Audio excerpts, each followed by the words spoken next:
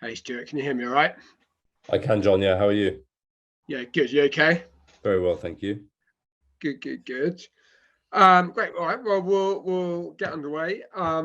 Obviously, about as big as league games go coming up this weekend, aren't they? Isn't it? Yeah, it's always a big game when we play Bristol, but I think, yeah, with the respective starts of the year, I'd say it's a pretty big game. Yeah. Um, Looking back at the game that's just gone, you went very close up at Sale. You were very much in that game. Could have gone your way. Felt like you were a bit further behind against Newcastle, which I imagine must have been a shock. Why do you think that is, and how have you responded to that?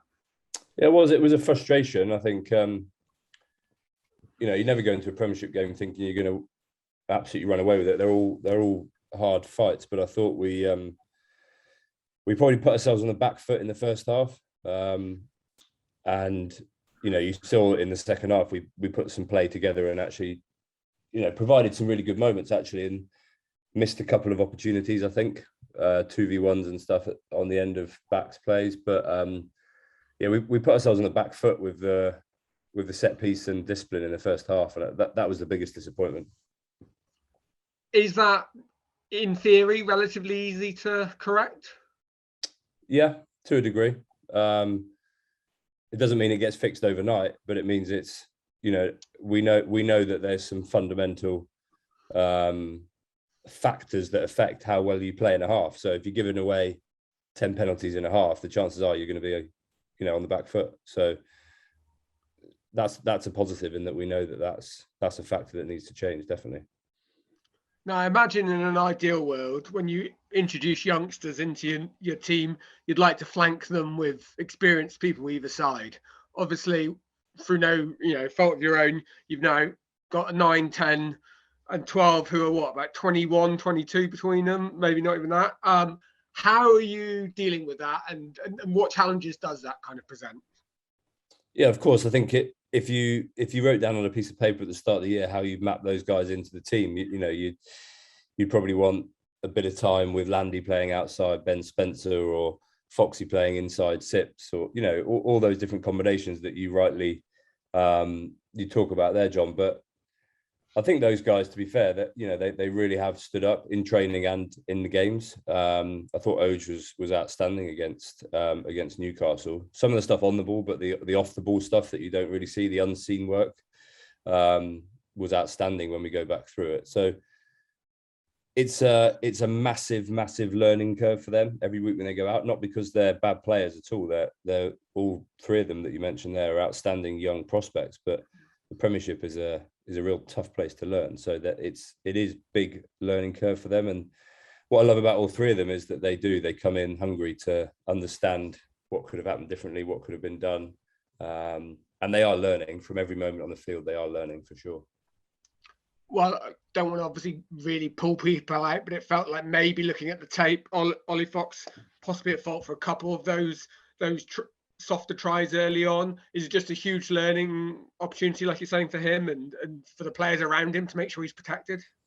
Yeah, I don't think he was directly responsible. I think there's a system error in a couple of those which doesn't relate to him. But anyone who plays, we want them to learn. I think those guys, those guys have probably got the least experience in the team. So by virtue, they're learning and they're learning quickly. But like I said, they've been, go to training early on Monday morning, and those are the lads that are out in the field early and getting the work done. Seen photos of Will Stewart training with England today. Looked like he was fully involved. Didn't see any photos of Sam. How are those two? Yeah, so Stewie's pretty good. He's not going flat out up there, but he's there, and he's obviously in the plans with Eddie. So we'll see when he comes back to us how he's got on and what sort of shape he's in. Sam's not too bad, so he pulled up all right after the game. More of a knock than anything. So we're hopeful that he'll pull through by the weekend. But he had gone up to England because there was no mention that he'd been pulled out. He went up to get involved in a few of the meetings and stuff. Yeah. How disruptive is that this week? I know everyone's got to deal with it, but I think you've got 5 away, more than most. How disruptive is it not getting them back until Wednesday? We knew about it a long time ago. I think the only thing that changed was then obviously the Bristol game pushed to a Friday night, which means that we get the boys back Wednesday. we kind of, it is a shorter week with those guys, but we knew about it a long time ago, so we factored it in, and they'll meet up with the coaches on tomorrow when most of the other guys are off, and just go through a few bits and pieces to get them up to speed. Are you able to give us any update on Danny Cipriani's situation? Yeah, so he's currently in his GRTP. No more than that at this stage, but he's following the process. Okay, of course. You mentioned, that you're scanning around for looking at the market and stuff, and you even before that you were talking about bringing people in. Any further with that in terms of maybe even just getting a loan in to cover you short term in a couple of these positions? Yeah, so that's exactly where we are right now, is looking at obviously whenever you bring someone in, there's the option of bringing them in for the whole year or loan. I think we're relatively well advanced with a couple of loan options that can provide a bit of cover, more so because if you get one more injury in those key positions, then you're down to the bare bones. So we're looking at hopefully being able to announce something by the back end of next week. Okay, at 9 and 10. Not at both, no. Just we're initially looking at 9, but we'll be able to talk more about it next week. Of course. And then, I mean, just in terms of, importance of getting, how important is it to get a win under your belt right now, just to make sure that belief continues and, you can start going in an upward fashion up the table? I think you can tell from that there's absolutely belief from the players in the way that we're training and the way we're trying to play the game. I think we would have wanted to win both games we've played, but we fought and got a point out of each of them, which I like to see. I think no matter what happens in the season, fighting for points in every game is really, really important. And of course, we absolutely believe that if we string it together, then we'll get the win. And as much as we want to develop performance and grow the performance, of course, the lads love winning. So absolutely, when we're out in the field on Friday night, we'll be going out there to win the game. Just final little bits for me. Do you see vulnerabilities in Bristol's game at the moment? I think they're a quality side. I think they're a team who finished top of the Premiership by some way last year in the way they played the game. You go back through all of the stats from last year: top meters made, top defenders beaten, top offloads. Like they're a quality team, and they've obviously had a couple of results which haven't gone their way, a couple of performances which I'm sure they would rather were slightly different. But it's a huge challenge. They're a formidable team, and one that we need to be right on our game to go to Ashton Gate and get a result on Friday night. Okay. All right, thanks, Stuart. I'll hand the floor over. Cheers, John. Hi, Stuart. How's it going? Good, thanks. How are you? Yeah, all good. I'll ask you a couple about Friday in a sec, if that's all right. But just wanted to check first, and you've probably mentioned this in other calls I've not been on, but what the situation is with Anthony and Talupe, when they can come back. I think there's a thing that you can ask, certainly the Welsh guys, to come back a bit sooner. If you've done that with Talupe, when do you expect him to be available? Yeah, so he's obviously back at training now, and he's around the boys. We'll be looking to get him back when he's ready, but not too quickly, because he's played a lot of rugby, not just in the immediate, in the very recent past, but over the last few years, he's, from a Six Nations point of view and club game, he's played a decent amount. So we need to give him a good break, and then also to recondition and get him back up to speed. So soon enough. And then Anthony, we're in discussions at the moment about when we can play him, because being part of the EPS agreement, then obviously it was mandated at 10 weeks post the last Lions game. But we're in discussions at the moment because, these guys want to play. They want to play rugby. They want to get back out. And I think what's quite important is that, of course, the players' welfare is paramount, but part of their welfare is playing rugby, because it's what they love to do. They prepare themselves to do that. They don't generally have off seasons where they go and do nothing for 5 weeks now. They want to be playing. They want to get up and moving and get back in the jersey. So yeah, we're having conversations at the moment about what we can do with Anthony. Would you be hopeful that he would play at least more than once before he goes off to what he hopes would be in the autumn? Because I guess if he's picked, which I'm sure he would be, he'd be off around Halloween. So there's only about 3 or 4 Prem games between now and then, isn't there? So it's running out of time to see him. For us, there's 3, because we have a bye week. So we have Bristol, and then we have two more. We have Sarries and Quins before the boys go away if they do get picked for international duty. So I think the important thing here is like I want to see him playing for Bath, but equally he wants to play for Bath as well, because how does he get picked for England? He gets picked for England by playing well for Bath. So it's not me with a big stick saying you need to play for Bath. It's Anthony coming knocking on my door saying, when can I play for Bath? Yeah, sure. So could we see him then more than once before the England? Do you think will get resolved? Yeah, I'd like to think so. Yeah. Okay, cool. Yeah, just on the Friday night stuff. You've had a long career at Bath and now coaching there. What does a Bristol game mean to you? I guess you missed them for a few years when they were down below, but what does it mean for the city and the region and for you personally? Yeah, so I made my as a player, I made my Bath debut against Bristol at the Memorial Ground many years ago. But it's huge, it's massive. Everybody talks about it. Now there's supporters back in. You know, everyone's got a view. I was actually over in Bristol on Sunday at a mini rugby tournament with my kids, and everybody was talking about the Bears Bath game, and I think it's great. The rivalry is outstanding. They've done a great job of building up the support they have over near the stadium at Ashton Gate, and certainly there's a buzz already. And that was a week. That's a week to go to the game, and everyone was still talking about it. Just in terms of what they've done since they've returned to the Prem and the Bears branding and the money they've put behind it, they clearly, like anyone, would want to be the dominant team in the region, but that's a mantle Bath have had in the past and would want to have as well. So do you enjoy that challenge of having someone who's making noises on your doorstep, or how do you view it? Do you like that kind of rivalry that's kind of reinvented in the last 4 or 5 years? Yeah, I love it. Honestly, I love it. I think that during my time here as a player and as a obviously now off the field, you've had the rivalries in different ways with different teams, because obviously Exeter first, they weren't there originally when I came here, and then that's built into a big West Country derby. Obviously Gloucester doesn't need any introduction, and then Bristol obviously was there, and then gone away for a bit, but now absolutely come back in full force. And they're massive games.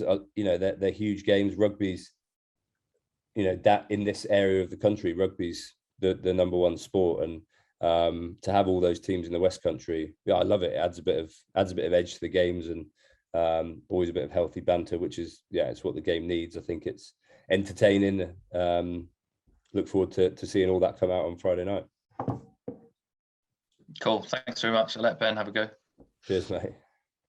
Hey, Stuart. Hi, Ben. Is this a good time to be facing Bristol, or actually quite a dangerous time? Oh, I think it's it's a game against Bristol. So whether they won 2, lost 2, drawn 2, it is what it is. I think, as I said before, they're a class side, and that doesn't disappear over an off season or in two poor results. And it's Bristol Bath, so it's kind of all on from the moment you get over to the stadium and walk in. I'd expect them to be a very, very quality team, which they have been every other time we played against them. The game there last season, has that been buried, or has that been referenced this week at all? No, it's not been referenced this week, because I think there was lots of learnings from it along the way. That game was there's a lot of things that happened in that game that will never be remembered by many people, but they certainly will by us. Like we lost our second rows in the first couple of minutes. They actually knocked each other out, which is something I hope I never see again. It was an evening which lots of things were learnt from, but what we don't do is stand there and say this is revenge. Like there's a deeper meaning for these lads. There's a deeper understanding of what it takes and what it means to play for Bath, and that's not built upon trying to get one over someone who's beaten us in the past. Just finally, more of a general question. There's currently no free-to-air rugby highlights after Channel 5. It don't seem to be showing that anymore. Given this year we've had the Euros and Emma Raducanu in the tennis, and sort of the benefits of sport being free-to-air, I guess, is that quite disappointing that currently there isn't that sort of platform for rugby, Premiership rugby? Yeah, look, there's obviously reasons for it. I don't know them, but my view would be that the more we can get out there, the better. The more people can see this sport, both on and off the field, I would say, the better, because I think it's a fantastic product, and surely we want as many people as possible to be able to see it. I understand there's obviously commercial rights and what have you to deal with, but let's get the game out there. Let's get people seeing it, enjoying it, and being entertained by it. Thanks, Stuart. Stuart, I'll have a quick go. Hi. Sure. Yeah. None other than Mark Evans, who knows a thing or two about the sport, did a post yesterday talking about the cruel injury list for Bath, and more or less telling everybody that not many Premiership squads anyway could absorb it, and it was a reason for Bath's poor start to the season, not an excuse, and basically telling all those that were criticising the club to get back in their box. I know you never make excuses, but you have got, and he actually missed off 2 players from his list. He missed off Lewis Boyce and Tian Schumann. But when you look at that list, as we discussed post-match on Saturday, it is quite debilitating and makes life very difficult for you. Yeah, I think I'm never going to stand there after a game and talk about who we haven't had playing, because out of the lads who prepare and play for the club are, I've got so much respect for them and so much credit to them for doing it, because it's tough. Rugby's tough. What the guys do every week is tough. So what I will say is when you sit down in an off season, and that's not just year to year, that's probably 2-3 years ago, you build a squad which you believe can compete in the Premiership across the season, and part of that is a depth chart, and obviously everybody knows about the salary cap and the reduction in it, and fitting people within that depth chart is obviously what you have to do. So injuries are inevitable, and our job is to make a squad that can compete no matter what those injuries are. And it is true, Andrew, we've got a lot of people out injured at the moment, but we've also got a lot of people who are fit and training and getting better. So whatever the period is, however long these lads are out for, as I spoke earlier about Foxy and Landy and Oj, like they're getting better every second. So if anything, from a squad planning perspective, all I'm seeing at the moment is a development of is an acceleration of the development of those guys. And it's quite tough because we want to win the games, but they are getting better quickly. Which augurs well for the future, but in the short term, it makes life extremely tough. Apologies if I missed it at the beginning. That's right. Any news on the likelihood of Will Stewart or Josh McNally being available for the matchday squad on Friday? So they're both close, as I understand it. They are both close, yeah. So they've been training. They were training last week, and they're back in full training this week. So we'll make a decision later in the week, but they're not too far away. Yeah, and that would be a welcome boost, wouldn't it, to the resources, especially if Sam, as you say, is fit. That would make quite a significant difference. Yeah, definitely. I'm looking forward to a selection meeting where we've got a few heated debates. Yeah, because Bristol seem to have struggled significantly in their front row performances this season so far, not being as indeed you did last Saturday. So I guess for both teams, getting that right on Friday, as it's the foundation of everything, is pretty important. Yeah, it's if you could draw a picture of the Premiership over the years, one of the pillars would definitely be the scrum, wouldn't it? So both teams will be looking to be better in that regard this weekend for sure. Well, fingers crossed that they're available, Stuart. Thanks, Andrew. Yeah, see you Friday. Hello, Stuart. Oh, hello, mate. How are you? Very well, thanks. You? Good, thanks. Yeah. Just a quick one from me. Again, it's around England and availability and whatnot. It strikes me that the unavailabilities at the moment are starting to degrade the competition somewhat, particularly as it disproportionately hits certain clubs. I was just wondering, if someone was to consult you over this, what sort of changes would you be making to the international availability? It's a big question. I think the reality is that the calendar has been hit somewhat by some changes we've had through COVID.